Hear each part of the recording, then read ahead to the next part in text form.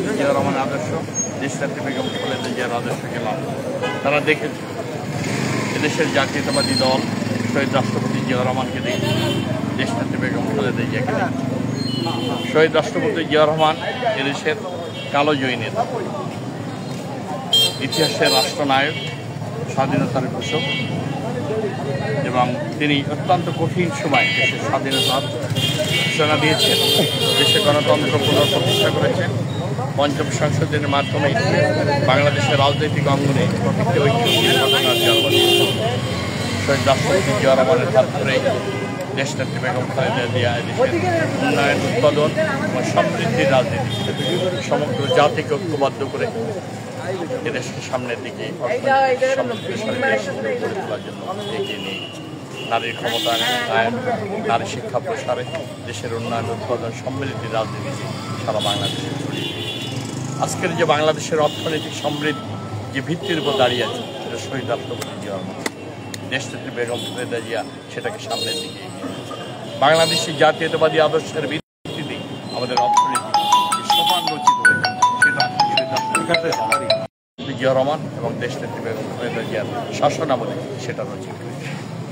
এজন্য এদেশের তরুণ প্রজন্ম, এদেশের মানুষ, সংখ্যাগরিষ্ঠ মানুষ যখনই সুযোগে জনপ্রিয় এবং সংখ্যাগরিষ্ঠ মানুষের প্রতিনিধিত্ব করে। 30 বছরের রাজনৈতিক জীবনের ইতিহাসে তিনি এই দলটাকে শহীদ জিয়ার আদর্শের চেতনাকে বুকে ধারণ করে এদেশের মানুষের কল্যাণে নিজের জীবনকে উৎসর্গ করেছেন।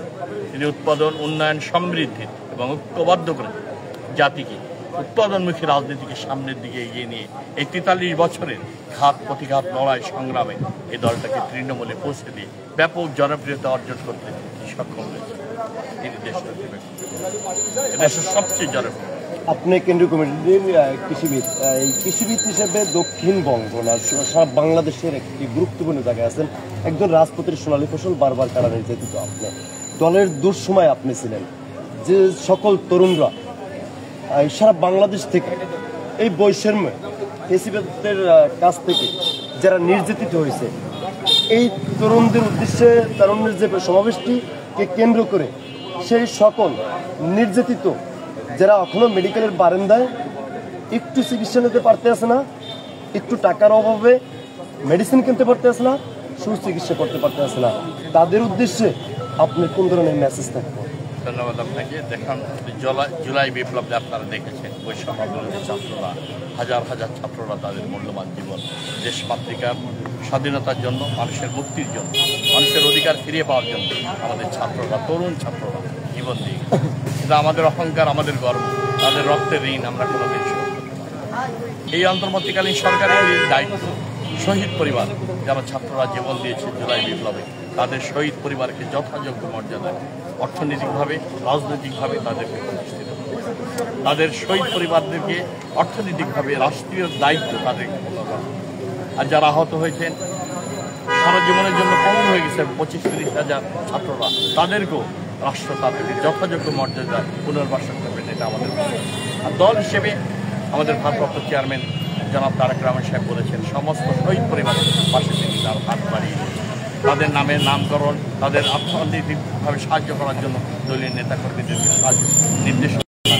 সেইভাবে দল আমাদের যতটুকু সমর্থ আমরা শহীদ পরিবারের পাশে দাঁড়াচ্ছি, তাদের পুনর্বাসনের জন্য, চিকিৎসার জন্য, গণতন্ত্র পুনরুদ্ধারে, দেশের গণতান্ত্রিক মানুষের অধিকার প্রতিষ্ঠার সংগ্রামে, মানুষের অধিকার, মত প্রকাশের অধিকার, নাগরিক অধিকার, সমস্ত অধিকার ফিরিয়ে আনার জন্য ফ্যাসিবাদের বিরুদ্ধে যে লড়াই করেছে, এর জন্য অনেক মানুষকে জীবন দিতে হয়েছে, অনেক ছাত্র রাজনৈতিক কর্মীকে জীবন দিতে হয়েছে তাদের মূল্যবান। 17 বছর অসংখ্য গুণ, খুন, বিচার বহির্ভূত হত্যাকাণ্ড, রক্তের সাগর পেরিয়ে হাজার হাজার নেতাকর্মীকে 17 বছরে সরকার খুন করেছে, গুম করেছে, হত্যা করেছে। তাদের রক্তের মধ্য দিয়ে আজকে এই জায়গায় এসে দাঁড়িয়েছে। আমরা এই সব শহীদদের রক্তের ঋণ বৈষম্যহীন, শোষণমুক্ত, আইনের শাসনের, অর্থনীতি সমৃদ্ধশালী একটি সামাজিক ন্যায় বিচারে, একটি দুর্নীতিমুক্ত, সন্ত্রাসমুক্ত, মাদকমুক্ত, একটি শোষণমুক্ত বাংলাদেশ। এটি শহীদদের স্বপ্ন, সেটাই সেই স্বপ্নকে পূরণ করার জন্য জাতীয়তাবাদী সমস্ত শপথ অঙ্গীকার নিয়ে সততার সাথে, দেশপ্রেমের সাথে মানুষের অর্থনৈতিক মুক্তি ও শোষণমুক্ত